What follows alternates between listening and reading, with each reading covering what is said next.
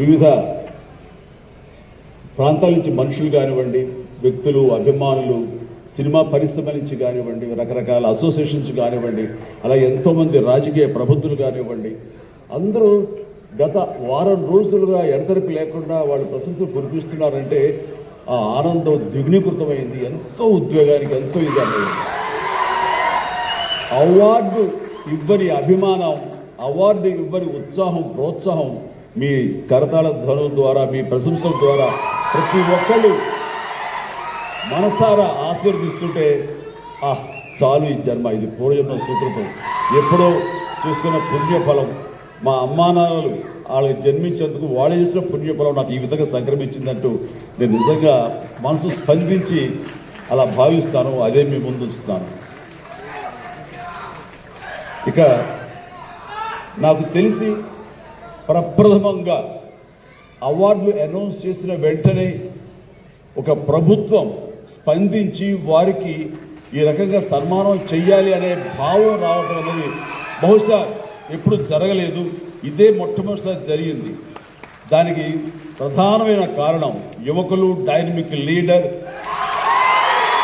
మన ముఖ్యమంత్రి రేవంత్ రెడ్డి గారు, అలాగే వాళ్ళ సహచర మంత్రి వర్యులు, వీళ్ళందరూ ఒక్కడిగా అనుకుని స్పందించిన మనసుతోటి మన వాళ్ళని మనం గౌరవించుకోకపోతే ఎలాగ గౌరవించుకోవాలి అంటూ అన్నది నిజంగా చెప్తారు. సభాముఖంగా వారి నా హృదయపూర్వక ధన్యవాదాలు తెలియజేస్తాను.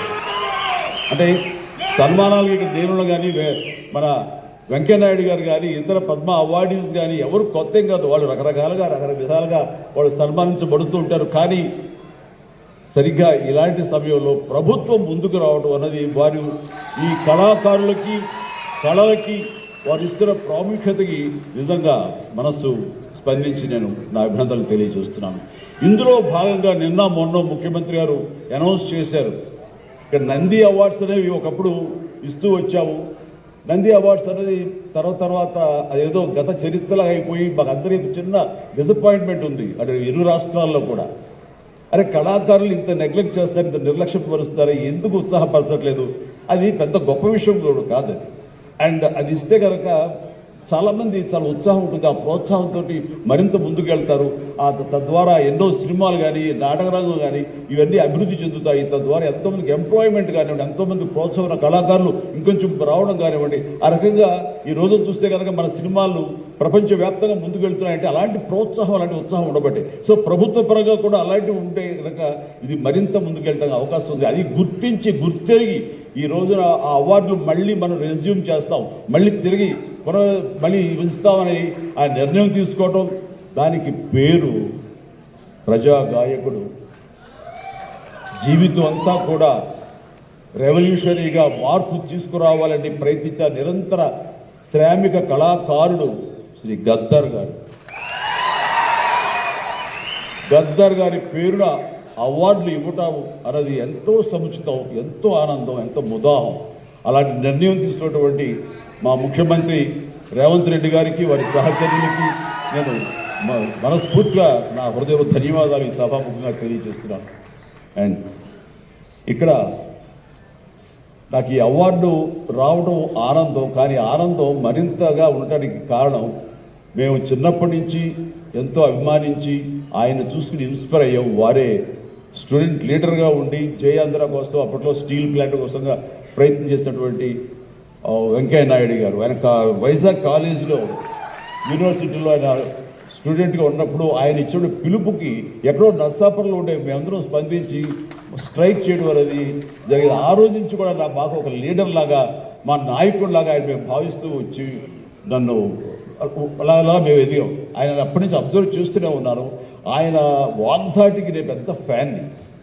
ఆయన మాట్లాడే మాటలు అలాగా నోరు వెళ్ళగట్టి చూస్తుంటాను. ఇప్పుడు కూడా అదే ఎదురు చూస్తాను. ఆయన ఎంత ఓపికగా మాట్లాడతారో తెలియదు, కానీ డెఫినెట్గా అలరిస్తారంటూ ఎలాంటి సందేహం లేదు.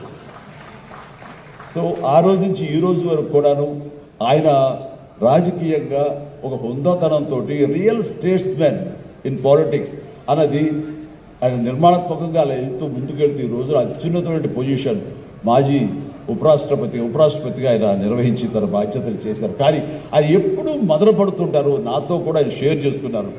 రాజకీయాలు రాను ఇలాగా దుర్భాషలతోటి వ్యక్తిగత విమర్శతోటి ఇలా దిగజారిపోతున్నాయి. మరి ఇది కాదు, ఇది ఆ హుందాతనం ఉండాలి. ఉండి కూడా ఎన్ని సాధించాం మేము.